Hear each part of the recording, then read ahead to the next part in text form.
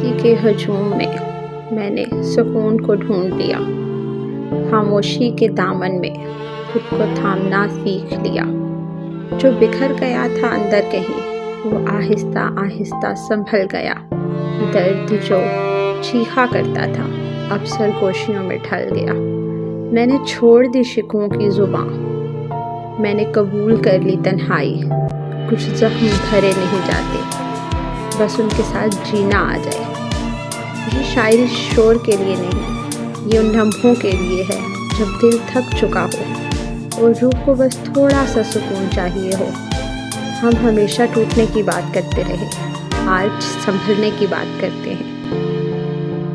ہم ہمیشہ درد لکھتے رہے، آج اس خاموشی کو محسوس کرتے ہیں جو درد کے بعد آتی ہے۔